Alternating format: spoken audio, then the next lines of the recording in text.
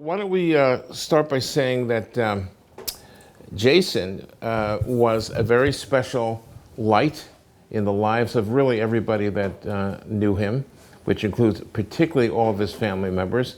He was like a human walking magnet for other people. Everybody was attracted to him. Everybody wanted to be with him. Everybody was made happy by his presence, almost always.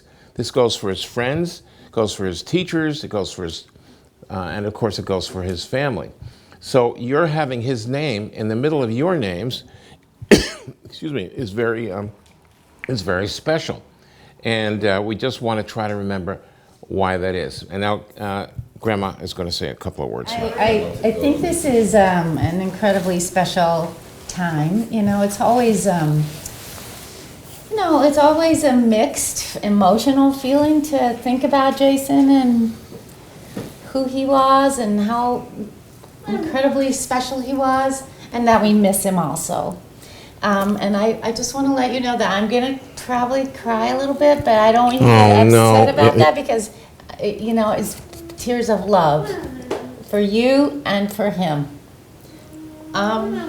So anyway, and I want to also say that I want to encourage Jason's siblings to talk too, not just the grandkids, but the people who grew up with him and knew him. Yeah, it was really quite remarkable, the relationship that Jason had with his siblings, with David and with Michael and with Stephanie. It was something remarkable, and all of them have memories about him that we'd like to hear a little bit about. And be mindful of the fact that this is a message to your kids about what you'd like them to know or remember about him. So why don't we start? No, Okay. I'm coming back to me. Coming back to Karen, of course, as I said, yeah. I just want to let people know that we did put together some pictures that kind of represent like the kinds of things that Uncle Jason really loved to do. A combination of being with family and traveling and sports and other adventures. A lot of things that you guys like to do. So we're going to talk a little bit about that later. But I do want to start with... Don't start. Let's do that later. Yeah? Yeah. Okay. I have something I want to read, but I'll do it later. So what do you want to start with? Hand that microphone to David Redlener. When Jason died, we had no kids, and Judith and I spoke. Actually, it was more me asking Judith, now is the time to have children, and there was some discussion back and forth. She wasn't totally on board. She came around, and we had Jason. We had Caleb. And we had Caleb, and I decided, you know what? I'm going to give Caleb his middle name of Jason. Fast forward, Mia. So the original plan was, we were going to have Mom, she didn't want to be pregnant, but so we agreed. First one, we'd be pregnant, and then she would adopt. The second, she wound up being a great mother. I still want to adopt. Yeah. Not too No late. offense. And so then we had Mia, and I said, hey, let's give her Jason as a middle name as well. And there you go. That's how it all started. So. Well, I just want to say that to me was like one of the most incredible decisions that you guys made. To not only name your son after him, but your daughter. And to me that like started a whole kind of like pattern and special connection with the grandkids, the granddaughters, and the nieces and the nephews with their uncle, and that's very special. Well, the other impact of Dave and Judith naming Caleb's middle name, Jason, was that when he was born and at his bris, I remember holding him and feeling an incredible bond between Caleb and Jason. It was the middle name. He was also a dark-haired, beautiful little baby, and it was an extremely emotional time for me, and it was really, really important. And so, and then when they named Mia, where's Mia? Oh, yeah, I recognize you. When they named Mia also Jason, it was like this is a beautiful thing, and that tradition continued, and then all of a sudden we have 6 grandchildren, all of whom who share this middle name. And I would like to maybe Michael would like to say a word now, and or later, whatever you feel comfortable with. And I'd like to kind of just, if you could, don't forget, I just want to remind everybody that you're talking to your children and your future grandchildren. You know, I do the opposite of me. Right. So, I first of all, I'll just talk a little bit about, my memories of Jason in a lot of ways are as, one of my 2 older brothers that really came into our lives, kind of, that obviously Dave and Jason were my brothers from another mother, literally.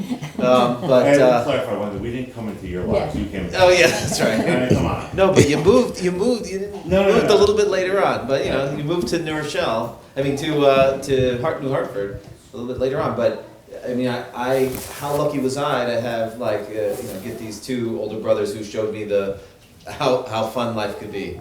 And so, what's that? Fun fights. Fun fights, yes. That's where I learned fun fights from. Redleners are good at that. I have a lot of memories of Jay getting injured throughout his life because he would do a lot of fun and exciting things that often led to injury. I remember one time he got a concussion while he was skateboarding, and he couldn't remember what day it was. So every 2 minutes he would ask me what day is it. Are they on the What day is table? it? Tuesday. Okay. Hey, Mike, what day is it now? Tuesday. Jay, it's Tuesday. It's Tuesday, Jason. And so it was one of those things where I would remember him, coming in bumps and bruises, skateboarding, snowboarding, bicycling. But I mean, that continued throughout life, and it was really, I found myself in adventures with him, and probably that wouldn't be approved of necessarily, but yeah, he was always somebody I looked up to, and he was someone who kind of opened my eyes to a lot of different aspects of life that I wouldn't necessarily have had. So, lots of good times, lots of inspiration. I probably emulated him a lot, and so when it came to naming our kids, I think it was only right that in Jay's honor, you guys all have your middle name Jason, because he was such a special person to me. So, I wanted to kind of And you would go out help you think about him, even if he wasn't around. So that's kind of the point. You would go out west to visit him. Didn't you visit him? Where did you go with him? I went to Hawaii. I went to Oregon. The last time I saw Jay was when I went out to visit him. We went on a road trip throughout. We were in Oregon, and we went along the coast and How was that? went camping. How was it? It was good. It was really the first time that we were both adults, or sort of adults. I wasn't really an adult, but almost an adult. Yeah. So it was a great time to talk and to get to know each other a little better as peers. Yeah. Fortunately, we didn't have the opportunity to go do more. I think I was Uncle Jason's favorite sibling. We just had the most fun together. No, we were 10 years apart. And for me, I was born when Dave and Jason were already there, right? So for me, it wasn't like there's half brothers or there. It was like they were just brothers. And that's all I ever knew. My earliest memory of Jason is riding on his skateboard when I was 5. And I can remember the feeling of the brrrr of the feet, Can you imagine standing on a skateboard and I just remember being like, wee, this is so fun. And I often bring it up if I ever kind of feel that feeling again. It really reminds me of that sort of bottom, riding on a skateboard. Jason, I used all of my brothers because I had 3 as like ways to think about life.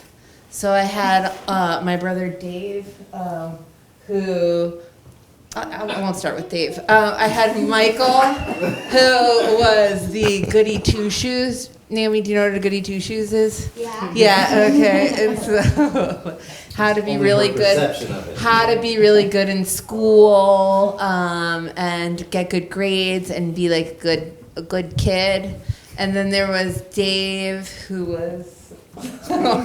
I'll come back to Dave. No, and so Uncle Dave was just. Come back with me. How would you describe? What? You have to go pee pee? Oh, hold on. Good job, Warren. There he is, a Good big job. boy. Uncle Dave. What was Uncle Dave? Excessive. Excessive, had to go to the extreme, and Uncle Jason was really about adventure and about like doing the fun things and really like living life in a fun way. I bet you like when he was making decisions, he was like, what would be the most fun thing to do in my life right now? And move here or travel here or jump off a cliff or what, you know, he was really driven by adventure and gusto and aliveness. Yeah, and Dave was the extreme brother, and really pushing the edges. I'm being PC here. So What? PC? like I don't know, just I'm not. We're on video. Oh, you're Like, being PC. I thought you fun- said I pushed the edges on fun- PC. fun- I'm like, no, that's, Yeah. yeah. You were the PC. Dave was the inappropriate brother, let's say. Yeah. So- But so tell me more about Jason. Sense of humor. What do you remember about Or that? music. I think music is a kind of a thing that he loved, and you guys. Yeah, he loved Share music. He different loved to ways. laugh. Jason, Uncle Jason, would cry until would laugh until he cried. Has it ever happened to you, Aaron? Do you ever laugh so hard where it's just like, like, and it gets into tears? And like, how funny is it when you're watching someone laugh so hard that they're crying? Like, it makes you cry, right? You have, and what happens when you want to see her do that? Then I do it. Exactly. Yeah, she and laughed so Uncle Jason would often start those kinds of laughs where Remember you're just. Shawshank Redemption? Who was Yeah, that, Neil? I wasn't Were you at there, that? So here you go. Did you go to that? So, Yeah. we went to talk about him laughing. I have other things to say before this, but that story is kind of in the middle. I think Jason must have been about 19 or so. And we went to see Shawshank Redemption. And my brother Erwin always has an opinion about things. Everybody loved the movie except for Erwin. So Jason was in the back of this minivan, which there were about 100 of us in there, Yeah. lots of us. Uh-huh. And so The windows were steamed up. And so Jason goes, why did you not like the movie? And Erwin goes, because it was predictable. And so Jason said, what, you knew it was over when it said the end? we had to pull over and stop because literally. I couldn't we were try. couldn't breathe. Jason was laughing so hard. And he had this very infectious laugh. Yeah, like that. Just like you. But The car was rocking. I mean, the minivan. Yeah. the entire car, it was totally fogged in. It totally fogged in. Yeah, there were 8 of us in the car, something like The that. end, We were- because it's the end or the end. It went on from there. It was fun. The lights went on in the theater. Exactly. That's how you knew it was over. Predictable. Yeah. But can I say something? Please.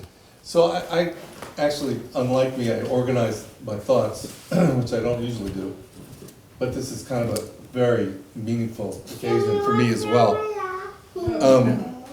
First of all, I don't know if you people know what do you know what Jason means? The name means? So the name, all right. That's okay. Keep talking. Don't worry. So Jason is a Greek name and it means healing. And I thought this was specifically special for this day. And I have to give Deanna credit. She said, why don't you look up the meaning of Jason? So I did. But I met Jason right after his mother and father did. I was in the hospital and I was taking pictures with my black and white camera, and there was this, like infant, and it was like, a brand new baby. And I was scared to hold him, and it was like, I'd never seen anything like this before. And I was 22, which is not that much older than you, Caleb, right? And I'd seen David before, but he was already, he was a grown-up baby at that point. He was 3 months old when I met him. So I was scared, not for the last time with Jason, but he's beautiful, and he was always full of life. And one of the first things and it was episodic, because I didn't, they moved away, and it was kind of a diaspora in a certain kind of way in our family. And we came back, we took a trip with the family, so David and Jason and Pam and I and the kids, Arlene, and we were in Estes Park in Colorado. And we're all sitting around having breakfast. Jason all of a sudden starts choking on he grabbed the hot dog off the table, started choking on it. Erwin, my brother, who's a pediatric, he's a pediatrician, picks Jason up by his legs, sticks his finger down his throat while he's ordering, pulls the thing out of Jason, and said, we'll have the French toast. And I didn't really realize it at that time. First of all, I after spending time with David and Jason, Pam and I decided never to have children, ever. We were in the back of a red Saab. Remember your Saab? They would fight constantly. You understated it. It was, they fought until they were about in their 20s. Literally. But Jason, it was just the smile, his talents were, I think, this ability to get people involved with him. People loved it, like you were saying, and there was a depth to it. He could be a total idiot sometimes, just funny, like my sense of humor, right? And we would laugh and laugh and laugh. He once gave me the best advice I ever had, which made us roll in the ground in New York. He said, he was so handsome. He was one of the most handsome people I've ever seen, and that's even handsomer than me. But he and I were walking down the street, and some woman was staring at him so hard that she smashed into a sign. And the sign went, blah, blah, blah, blah, blah. And Jason and I looked at each other, and I said, oh God, she's looking at him, not me, first of all. And then he said, Uncle Neil, I think I figured something out. I said, what's that, Jason? He goes, well, women are crazy and men are stupid. And I turned around and looked at him, and I didn't think that was very funny. I said, well, you're certainly stupid. We fell down on the ground laughing. We were rolling around New York City laughing about this. But, it's just these moments with him. Then there was a time he borrowed my car. I said, do you know how to drive standard shift? He said, yes. He had never driven a standard shift car. He brought the car back and the gear shift was laying. He said, did you give it to me like that? I said, no. Anyway. Yeah, for the record, he said it wasn't his fault. That the other people, not just you. He said he maintained never that. admitted it. No, he never did. But anyway, it was a pleasure being around him. Remember when we went that New Year's Eve to see the Blues Traveler, talking about his music? He knew all the band. It was so much fun. Yeah. Not so much for me after a while, but it was a good night. Anyway, I think about him often, and it's with joy and with pleasure. I talked to Jesse today, as a matter of fact, and he said one of the things about Jason was that he would do things that were more dangerous than Jesse ever believed he could do, and pushed him, not just dangerous, but more, risky, more adventurous, more exciting, and that's the way he lived. He lived a full, exciting life. Yeah. He grabbed it all, and it was an inspiration. So, anyway, I miss him. Yeah. So I just want to say a word about that adventuresome stuff. So, kids, he loved it all. If there's anything sort of edgy that he could do, he would do it. He was also actually very, very cautious. Even though he died in a snowboarding accident, he was extremely careful with his equipment and about the safety issues. He would ride a mountain bike down, unknown mountain terrain incredibly fast, but his bikes he maintained them exquisitely. They were all in perfect working order. He was wearing helmets and had every kind of safety protection you could think about, even before it was actually mandated, before it was required. And it was everything. It was the scuba diving, it was the snowboarding and the skateboarding and everything else. And he tried it all and loved it all. And he took it to the edge. Like if somebody said, you can go this far, he would say, well, maybe I can go a little bit farther than that. And it's not necessarily a good role model. We're just trying to describe what Jason's life was like. And people were just in awe because he was so charismatic, such a magnetic personality. And stop hitting my knee, Karen. And It was an accident. Oh, was? Yeah. Okay, fine. I thought it was a mess. Yeah. Yeah. Okay.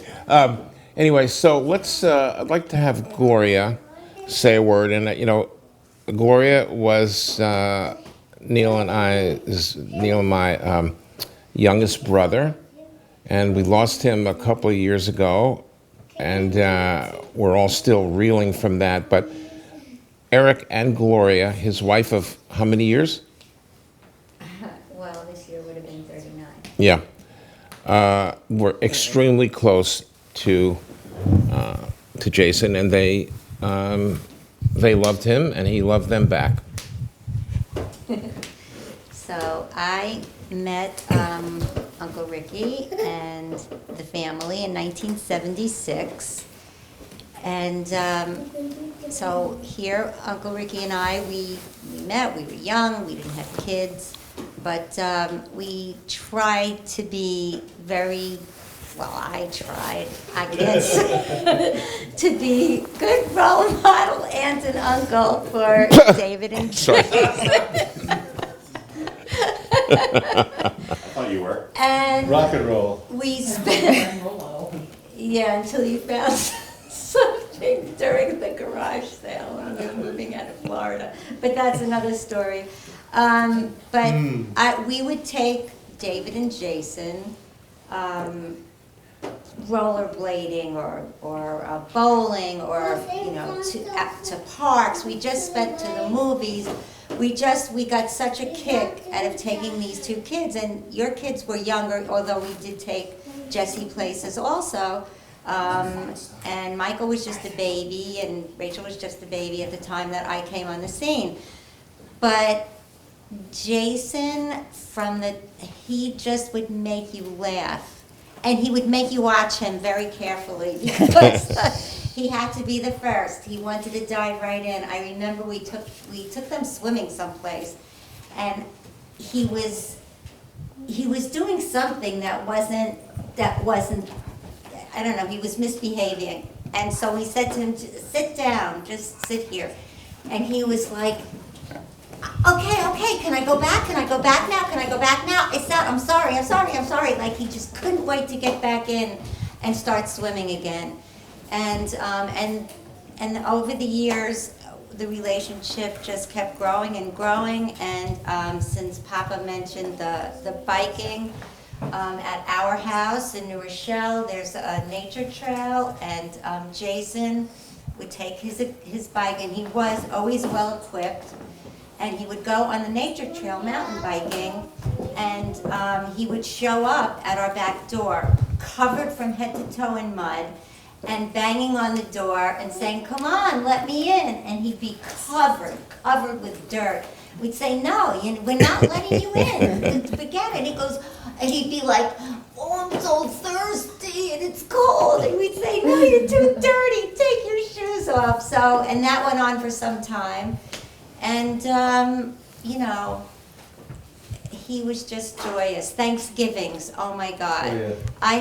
I have so many memories of that hysterical crying laughter with Jason in the kitchen. And one thing he did say, I was getting something it was hot. And he said, "Aunt Gloria, don't touch that." And he goes, "Forget it. You could touch it. You've got mommy hands." I said, "Well, what do you mean mommy hands?" He goes, mommies are able to pick up anything, anytime, anywhere, hot, cold, it doesn't matter. You've got those mommy hands. So that was very special to me. And so it was very interesting to be an aunt to somebody so incredible. And Mia, since you had that question before, when I looked at the photographs there, I said to your papa, there was one picture where I said, oh my God, if that picture was turned into a girl form, I thought you and Jason looked so much alike. I agree. Which one, the black shirt? So much Yeah. alike. Their eyebrows. That's what and eyes Shireen and says stuff. all the time. Yeah. It's like Which one? put The one in the blonde middle. hair and Like the one. girl clothes. Jason, girl clothes. It's a bad visual. And just to. Which picture, Gloria, they want to know? Okay, which black- one? I is it have the to black? come closer. Like that one, maybe? Wait. Actually, it's this one. This? It's the one in that's Italy. Is he in Italy With the there? pigeons. Yeah. With the pigeons. I'm just, because I guess he looks most feminine in that picture. Little short shorts he's wearing. But, just the face. Face, yeah. The face, and you had it's kind of like your length hair. And I said, oh my God, you look just like him. You really do. So, and then from Uncle Ricky, I'll say a few words that he always had, and we stayed in Florida after, what year did you guys move out? 78? 78. 78, so we didn't leave until 79. I don't know if you remember this, David, but we would go and pick you up from your mom, and we would take you places. You're looking at me, you're staring through me. He's trying to remember. So we had a year where we were, continued to be the aunt and uncle and tried to do fun things with you guys. And that's, That's great, Gloria. Thank you. So, Can I say should this? we, please? Yeah. Okay, so I just wanted to say one like little thing, was obviously I have like amazing memories of, Dave, Jason, Shireen, and myself like hanging out, doing like really fun things, and when they, when Jason did our whole apartment, hanging out a lot, we spent like that really fun New Year's dancing What at did he do in your Nels. apartment? Just since you mentioned Oh, it. so Jason, Dave and I had bought 2 apartments next to each other, right? And Jason combined them, and he was an amazing, talented, construction, woodworking, all that, blah blah blah, and it was beautiful. He did I still am like sad that we don't live there anymore, but Would then you wanna these live with 2 me came again? along. No, I would not want to live with Dave at all anymore. No, but the one thing I wanted to say about him was just that the thing that for me that I miss the most is talking to Jason. Like, we didn't like do like those crazy adventuresome things. Like that was probably when he was younger, and like of course I'm not so crazy adventuresome, but like I don't think that I really have had the same kind of conversations with anybody in my whole life as I did with him and Shireen, really. They just, like, I'm like pretty level-headed. I don't like go to like, well, why was I created on this planet? And like, is this a dream? Am I in reality? Like, and and those kind of conversations were like completely normal, and you would just sit around like drinking tea and just having these like really long, intense conversations that just don't happen really anymore. And I really miss that. I would say most of all of the traits of him, that's something to me that is like so missing from my life without having him in our lives anymore. Actually, that makes me think about a couple things. I think, as most of you know, a few years ago, we sent out a letter to some family and friends asking them to write back with their memories of Jason, and especially write back to the kids who were named after him about their memories of him and what was special and what might be connected to them and all that. And I have that binder here for you guys. As you get older, you might want to read it. It talks about different things that you've heard about today and different ways that people had a connection with Jason. But one of the letters actually was from our housekeeper, Judy, that we had for many years here in New Rochelle. And she wrote a letter just actually talking about that, about how she loved to talk to Jason and how Jason loved to talk to her. That he would practice Spanish speaking to her, that he would ask her about her home country, that he was very interested in her life and, you know, engage her in conversation that probably she, you know, didn't have with very many other people who you know, were interested, were interested in, you know, in other things. But he, I think, connected to people so genuinely and lovingly, and talking about all the different kinds of things, you know, but really wanted to know about people and really wanted to understand them and really wanted to share his perspective. And I also want to mention that, you know, Jason worked for the Children's Health Fund when he was out of college, during college, in between, I'm not sure. And one of the letters is from Mike Silver when he remembers Jason working for us. And he said when Jason first came to the office, he said, you know, he could tell that an office environment was not an environment that was meant for Jason Redlener, that he could, you know, it was too limiting, it was too structured. And so one of the things he, you know, we figured that out too. But one of the things he ended up doing is spending time in South Dakota with the Native American tribe, Sioux. Lakota Sioux, because we were in the process of talking to them about the possibility of building, of having a mobile program with their community. And so Jason was our representative. We figured he would connect in a way that was very special and unique. And he went out there to, you know, communicate about that.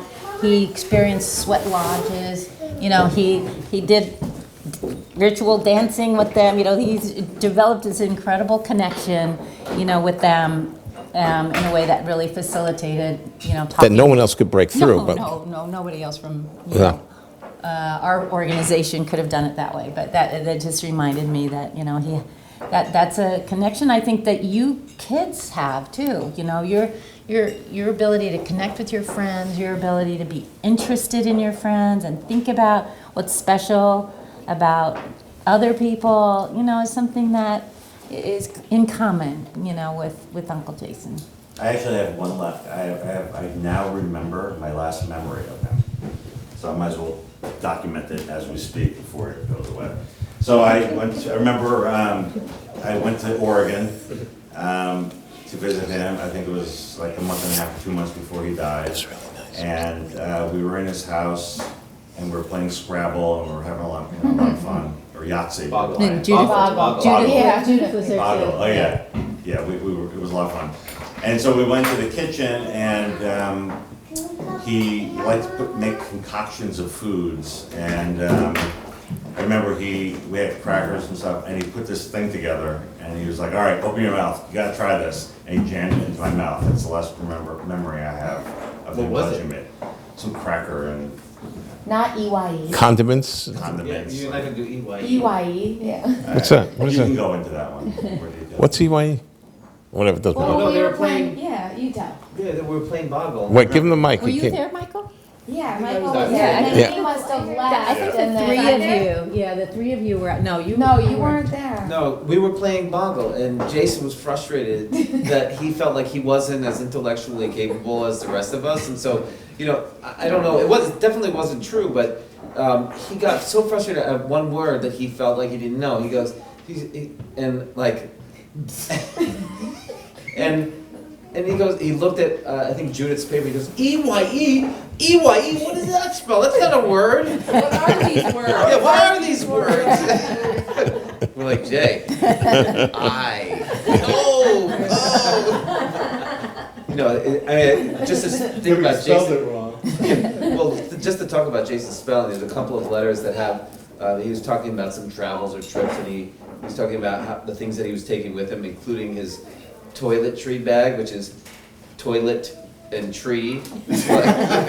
So, yeah, the toilet tree bag, right, that he would bring with him. I mean, just to go back to the existential, his ability to kind of connect on existential things, I think I learned a lot and started thinking about kind of existential questions with his influence. And I think that it's really enriched my life in a lot of ways if you can think about the things that are the most meaningful and the reasons why we're here and the things that are important to us. So I think that, and I think he could go from one, like laughing hysterically to talking about the most important and most in-depth things in a second. He could do it all in one like conversation like that. And honestly, the things that are the craziest and the most existentially weird, he would like get a huge kick out of. And so I think that was a great feature to kind of think about life, think how crazy it is, and then laugh about it for hours. It's very So- important to think Yeah. about this. Wait, give me that back, please. And I just want to say, and that's, he wasn't the best student in high school, and, he wasn't that interested in. Much like his school, father, but- In high school. Yeah. Much like his father.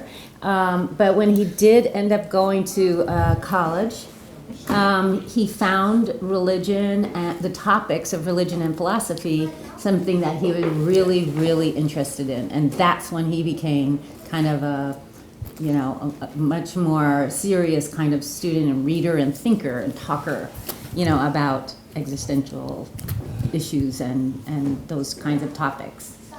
Caleb, Do the kids have any questions? Mia? Yeah, come- let's go yeah. now. So we want to just talk to the middle name Jason bonded group of grandchildren. So Caleb, would you like to just say a word? Any questions about Jason or any thoughts or? How old are you now anyway? 19. Oh, yeah. Almost 20. Yeah. Like, halfway there. Yeah, Almost 20. that's fine. A couple months away. Hey, don't bust his cojones there. Let him talk. He's almost Than I was a 30. year ago. Details, like, Oh, yeah, you had 8 months. Getting closer every day.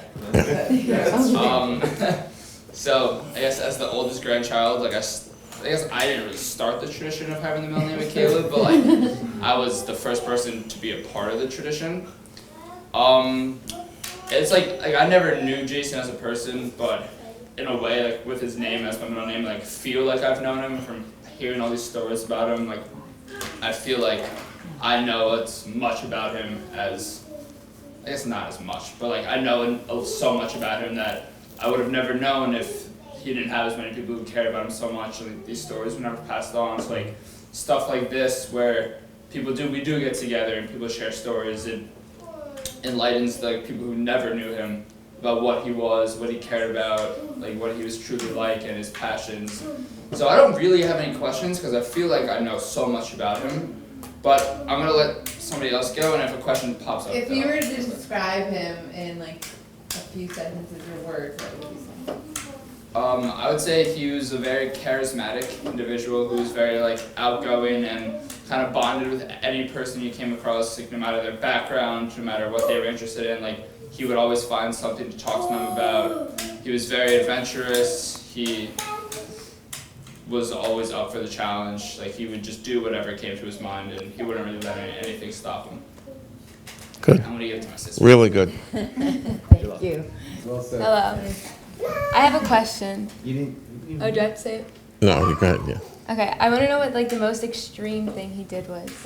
Ooh. The most extreme. Oh, my God, that is a hard question. I'd like to maintain the relationship with my father and parent what's left of it, so I don't ask when they ask. Yeah. Wait, I just want to say it's very appropriate. Wait, Stephanie, Mike. Sorry. That's okay. That Oren, my son, has asked to go poo-poo about 3 or 4 times during this conversation in honor of Jason, as he really liked to talk about things that All had right. come out of the body. That's nice. Okay.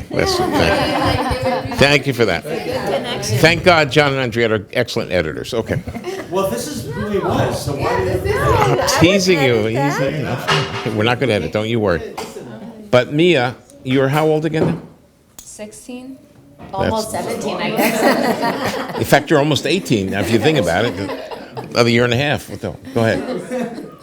I don't have any more questions. Oh. That's my one big question. That question? Well, but the other day when you had asked, you said, what was his laugh like? And I feel like even though you didn't yeah. ask that question before, like it's so nice that that was answered like a lot of time. Like I feel like now you can really like appreciate what Yeah. his laugh was like because we were looking at some pictures of him and he was like cracking up and she's like, I wonder what it sounded like. Yeah. And that was. It was like, it was extremely deep laugh. In other words, it came from his soul, and he would laugh and laugh and laugh, and everyone around him had a laugh also. Remember this? What was that game with marshmallows? Oh, Chubby Bunny. Chubby Bunny. Chubby Bunny. This completely idiotic game that my children seemed to like, which was how many marshmallows can they stuff in their mouth? And of course, that was And say Chubby Bunny. and say Chubby Bunny. So I have these vivid memories of Jason, and all of them, their cheeks and jowls stuffed out like this. They're trying to speak. Everybody just hysterical. Do you remember, Michael? Yeah. How can I forget? How can you forget? You were the winner. He pushed me to the limits. He was like, you can do one more. Chubby Bunny. Did you? Okay, Were you? Caleb said he had Nobody something. really wins. As long as you're alive, you won. I didn't. It's actually kind of a question. That's why people stop playing. Yeah, I'm not sure we would recommend it Yeah, as a game I know. to continue. Okay, so Jason died in March, like late March, right? 27. Alright, yeah. So then my birthday is early January, for everybody who I guess doesn't know, but we all know. So I've always been told that it took so much convincing for my parents to want to have a child after Jason died, and like that's the reason. But if you add the math up, it must not have been that much of a Ew. You're not talking. David. Stop it. It's true, April. Well, no, we did have one of those like life is short conversations, and you just never really know, and why not? Yeah. And I'm glad we did. Yeah. Mia, Not that glad we did you have anything else you wanted to say? What? I don't have any more questions. Okay. All right, fine. Naomi Jason Redlener, who's now how old? 10. Yeah. I didn't really think of any questions. Well, what do you think of this conversation? You know, like does anything sort of stand out to you? What you've heard about something that seems interesting, or Maybe I just like don't like doing a lot of stuff, so like that he was brave enough to try like all this different stuff. Yeah. I hate doing stuff like that.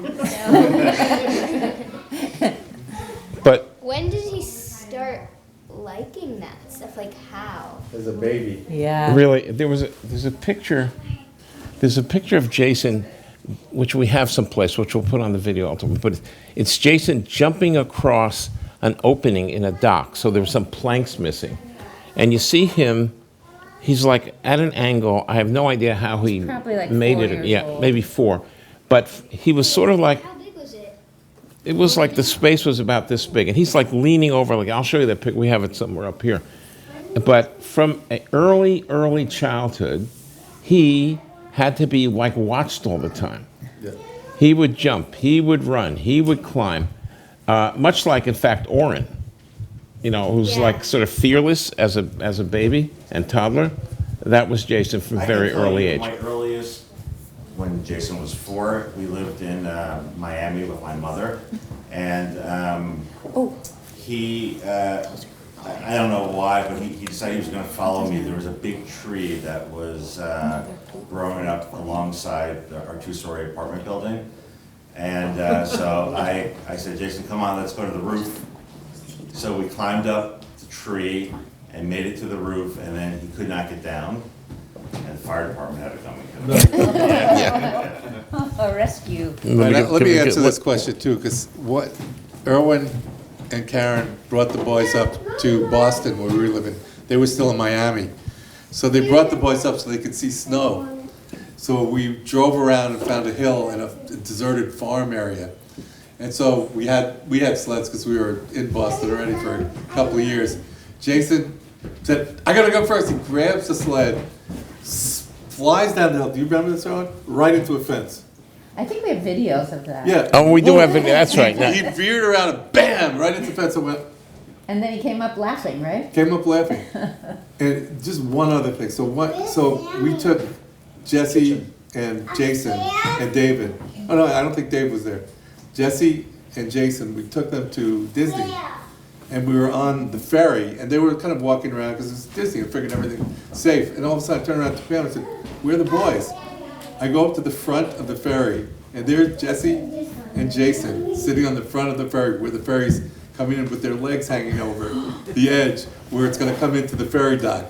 They went under the fence, and I just grabbed them both, like I think I had both of them like this, pulled them up right before the ferry landed. Crushed their legs, yeah. Oh my God, yeah. So, Aaron. So long term, let's put it that way.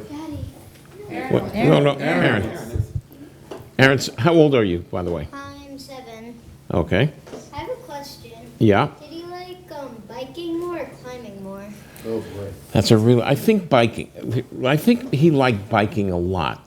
He had these beautiful mountain bikes that he would tune up so they would ride perfectly. And he liked going fast in places that I would be nervous walking down.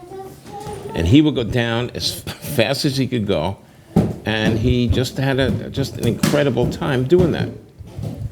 But that was a good question. I wanted to answer Naomi's point. I mean, listen, I think Jay, even though he did these crazy things, you don't like to do these crazy things, he would love the things that you're doing. He would think that, all of the singing in the theater and you being passionate about it and stuff like that would be amazing. He loved to see people perform and to play music and to all of these things. It's not just about him being crazy, but the other thing that is important that we haven't talked about was his woodworking career. Like he spent years of his life developing these skills and talents around an artisan. He was an artisan, right? Building furniture, some of which is in Grandma and Papa's apartment, and he really appreciated building things, making things, creating things, and so those are some things that he loved to do as well, not just like all this crazy stuff. Yeah, but and I'll add on to that, Naomi. Being a risk taker doesn't mean taking risks that have potentially Neil, harm results. It could be in life, taking risks and to do new something adventures, that's new different, things, yeah. trying new things that are outside of your comfort zone. Yeah, I think, just want to emphasize the point that Michael just made. He wasn't like a narcissist just enjoying himself. He loved other people that he cared about, which is basically everybody, doing their thing also. He would have been just beside himself with joy watching, Naomi perform, or Mia's athletic stuff, or Aaron's performances. And the other thing is he loved traveling, like loved it. He went to Israel, he went to Italy, he went to all over Central America. I have a lovely. So he was into, Aaron, I don't know whether you noticed, there's a picture of Jason surrounded by pigeons in Italy. Do I know any other children who like being surrounded by pigeons? Yes. Who would that be? Me. Yeah. So that traveling. Another I have similarity. another question. Go ahead. Sure. Do you like biking on cliffs or biking on hilly roads? Hilly roads. Yeah, like over through the woods, Why would you walk on the woods? No, I'm not just saying like on a flat. He would, like if there's a hill in the woods, and he would just ride his bicycle very quickly down it. Through a mud puddle. You want to please speak on the microphone? Oh, Or yeah, let's just speak here. Take your passy out and then. yeah. You can talk on the microphone. Do you want to talk in the microphone too? You want to say hello? Or should? Lauren, can you say your whole name? You say Say your your whole name. first name and your middle name and your last name into the microphone. Hi, I'm Oren.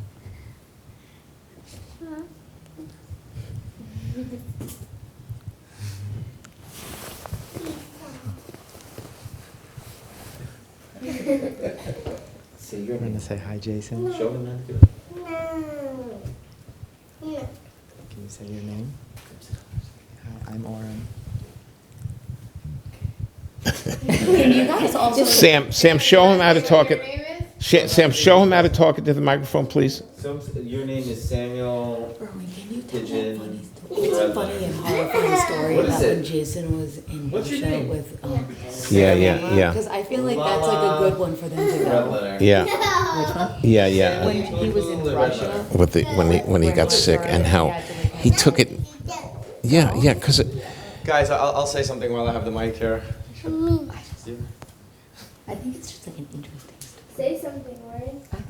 Which was that? Like that. Say hello. let Sam speak, and then if Sam speaks, Sam, if you speak, then Oren will. You go first. You can sing a song. All right, fine. Okay. Okay. Okay, Oren, Papa wants to talk. Can you give the microphone to Papa? Can you hold it for him? Okay, you say your name. Can I try? I give it back. But if you hold it, you have to say something if you hold Warren, it. I give it back.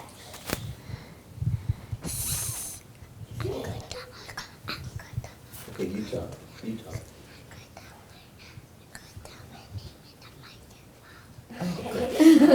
Can you get that?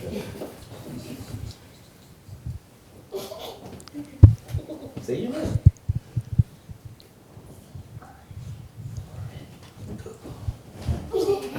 What is your name? What's your real name? Oren Spaghetti. What is it?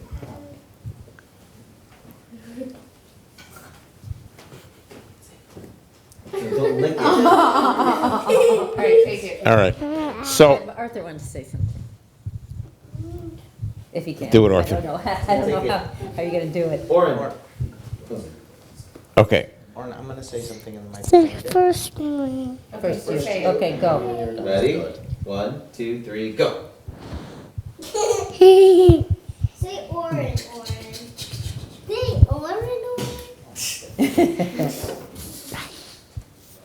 Okay. Okay. Are you finished? Okay.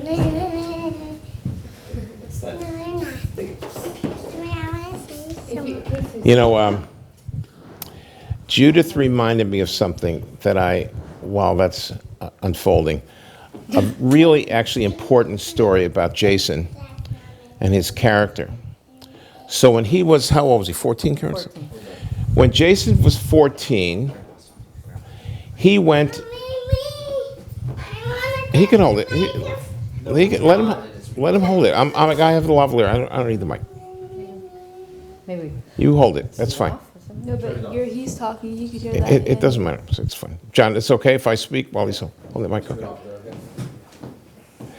So when Jason was 14, my mother, who you guys knew as Gigi, and her husband, Jerry, took Jason on a remarkable trip. So Gigi would take all of the grandchildren on individual trips or trips with one of their cousins. So Michael went to Australia and New Zealand with his cousin Rachel and so on, and David went to Europe. Everybody went somewhere. Where did you go, Steph? Canada. It could have been, it was, it was supposed to be Staten Island. Staten Island, yeah. So like just. But anyway, Not even Montreal. Yeah. Toronto. So here's the story. He was 14 years old, and he goes with Gigi and Jerry, and they go to the Soviet Union. It's before the Soviet Union broke up and became Russia. Jason gets, well, here's what, they got back to the airport, and I got a call from my mom, who says, we're back, everything's fine, we're just getting our bags, and I want you to know Jason's feeling much, much better. And I said, better? What do you mean better? Better than what? Well, better than when he was admitted to the hospital in Kiev. So now my pulse is starting to increase. I'm more, I'm a pediatric intensive care doctor, and I'm trying to, absorb the fact that my son was admitted to a hospital in Kiev. I said, what happened? She said, well, he developed a high fever. How high? 104, and he was delirious. And we took him to a hospital in Kiev. And long story short, he got admitted. They thought he had meningitis. They did a spinal tap. They did whatever. They determined that he had sinus infections. And in this very primitive hospital, in order to get the x-ray, he was highly febrile. They took him out in the middle of the night in a wheelchair to the building where the x-ray machine was. They got the x-ray, determined he had sinusitis, and they did a treatment on him, which hadn't been around. What? I understand. Anyway, a very old treatment where they had to drain his sinuses in a way that was really very uncomfortable. If I'm alive when you're older, ask me specifically what they did. Anyway, he was in the hospital. He spoke no Russian, and none of the staff spoke English. And here's Jason in a ward, and in him, next to the ward, in the bed next to him, were some other people, including a Greek sailor, also sick, who also spoke no English and no Russian. Jason became his friend. He became friends with the nursing staff. He figured out how to relate to them. Anyway, he got better, and he came home. I was horrified, because I knew a lot of very famous doctors in Soviet Union at that time. But Jason experienced this nightmare, in my opinion, in a way that was just actually very reflective of him. He said, oh, no, it was fine. What he wanted to talk about was not the experience that he had medically, but the people that he met and how nice people were to him and all of that. His interpretation of a scenario that many of us would have interpreted as really awful, Jason, and traumatic, Jason felt this was another life experience. At 14 years of age, absorbed this in a way that was really very remarkable. I was really mad at Gigi for not telling me, but at the end of the day, this was a life-changing experience for Jason in a really positive way. Karen, you remember all this? Of course, he actually recorded his whole experience on that trip, and we have the whole transcript of how he interpreted that and how he. That says a lot about him, and really, it's reflective of his whole life. A little story for them too. That Naomi, did experience, you have a question? No. that experience probably ruined his boggle sense, so. His boggle. When I was in 7th grade, how old are you in 7th grade? 12? 13? 13. 12. When I was 12, for Halloween, I decided, since I was the tallest person in my class, that I would be a tree for Halloween. And so Uncle Jason and I went into the forest, and we found these like trees on the ground, and we like literally pulled the bark off and made a whole costume of real bark. Oh yeah, and I stuck a branch in my shirt, and I was like literally a tree branch, but it was because of Uncle Jason helped me. Helped me make that. Wow. Yeah. That's funny. His experience with wood. What? A branch. I was a tree for Halloween. Wow. One time. Okay. Be a tree for Halloween. Sure. You want to be a tree follower? Do you want to be a zebra or a tree? A lion. A lion? Okay. You can be a lion. So, anybody else want to say anything or have any other questions? You know, there's different pictures you can see here of the fun, different, exciting, adventuresome, loving ways that Jason was in his life. And I do want to say that he loved his family so incredibly, and we all knew it. And I have a question. oh, good. I think Arthur. Go ahead. Okay, like, did he do any activities like sports or stuff like that? Yeah, Not he did. I mean, not team sports. Jason loved physical activity. He loved to ride his bike. He didn't do organized sports. He didn't do team sports, but he loved individual sports. Like he loved to skateboard, and he would go on a ramp, a skateboarding ramp, and do tricks. And he loved to, to bicycle, and he loved to scuba dive. He actually took a lot of courses about oceanography and, science in different ways when he was at the University of Hawaii, and learned about that and spent some time on boats in an ocean, to become a scuba diver and all of that. So, it's, some people love team sports and some people love, individual sports. And he was somebody who loved that individual. Arthur, did you have something? Didn't we build a ramp in the back? Yeah, I think we Yeah. did, Built it, right? Yeah, I think we. Arthur, have a seat. Just sit. It's Papa's turn. It's Papa's turn, Oren. You sit on my left, sit on my left. Okay, it's Papa's turn. Just talk, Go, Arthur. It's fine. go. Okay, guys, this is something for the 6 of you for when you're watching this when you're older. But I have something in common with all of you, and that is that we didn't have the blessing of actually knowing Jason. But as we all know, he's very much a part of our hearts. And I feel him. I feel him in so many ways. Uncle Jason.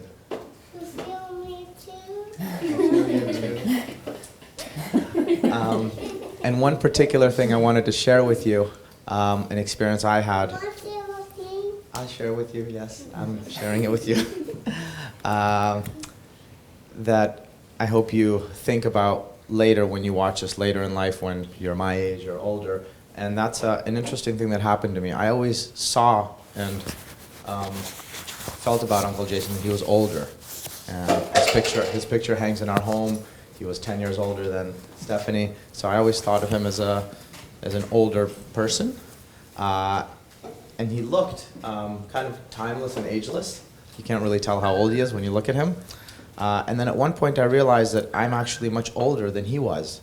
And when I realized that, it was a very kind of a tender realization for me. And so what I wanted to share with you that when you watch this video later in life, Oh my goodness. It's okay. I put it on silent. Okay, keep going. Just don't stop, Okay. Arthur. Just keep talking. no problem. Arthur, just keep talking. When you guys watch this video later in life, at some point when you're grown-ups, think for a second about age. And right now, you think of Uncle Jason as being older, but there's going to come a time when you will be older than him. And at that point, perhaps it'll be a meaningful experience for you as well in a different way. Great, thanks, Arthur. So I like it. you can try to read that? I'm going to try to read this. We'll see if it works. Okay, All right, and I think we're sort of wrapping it up. we are, right? yep. So I just love you all, and this has been really meaningful for me, and to hear you talk, and it's just a great way to really keep Uncle Jason's memory alive. And another thing I just want to do is read this letter from one of his professors from college. That Jason majored in religion, and one of his favorite professors was Barbara Sproul at Hunter College. And she wrote a letter back to you guys, to Caleb and Mia, and to the rest of the grandkids about what she remembered of Uncle Jason. So I'm going to say, dear Caleb and Mia and Naomi and Aaron and Sam and Oren, you all have Jason in your names. You all have Jason in your names, right in the middle. And that's something like where Jason himself is, right in the middle of you, deep inside. Not the whole big person. He died. And that's very sad, and we all miss him. But the life that made him live, and the joy that made him happy, and the humor that made him laugh, and the energy that made him such an adventurous man, and the love that made him greet other people and life itself with open arms and an open heart. All those parts of Jason are deep inside you, and they will make you live and be happy and laugh and love just like him. These are some of the things that Jason left for you. Can't see through my tears. To have always and to share These are some of the things Jason left for you to have always and to share with everyone you come to know in your lives. If all those things were still in Jason, if he were alive to come and visit you in person, he would really like that, and so would you. He would play with you and let you climb on him, and he would wrestle with you and throw balls with you and run around with you and ride bikes with you and tell you funny stories and listen to all that you had to tell him. That would be really terrific. But I know a secret about Jason because I knew him pretty well when he was my student for a long time in college. Jason was really generous and kind. That means he not only gave people things, but he gave them himself, his care and his love and his joy. So Jason didn't take those things with him when he died. He left them for you to have, so that when you play and climb and wrestle and throw balls and run around and ride bikes and listen to funny stories and tell someone all you have to tell, Jason will be a part of all that, still in the best way. His spirit, his good wishes for you will always be right there with you, right inside you, protecting you and hoping for you and loving you. Those things will never go away, not ever. They are Jason's gift to you. Wow. So those are words I love to read, and those are words that are for all of you. I want to just say one other thing before we close this. So I'm holding here a 5-page letter that Jason wrote to me, a Dear Dad letter, on September 20th, 1993. So how old was he? He was 23. 23. And this letter was very reminiscent of letters that I used to get from my own father, and we'd send back and forth. And this, you all have copies of this when you get older, but it really shines a very bright light on who Jason was and what he thought about, and the kinds of things he said. He was extremely philosophical and thoughtful person at a very young age, and he would write about everything from his own experiences in woodworking, how much he adored his mentor, and he tried to give me an example. He said in this letter, he said, as if Fats Domino, who was a very famous rock and roll piano player that you never heard of, but he said, as if Fats Domino came to visit you and put his big arm around you and said, I'm going to teach you how to play piano. And he sat with you until you became as good as he was. And he was your mentor.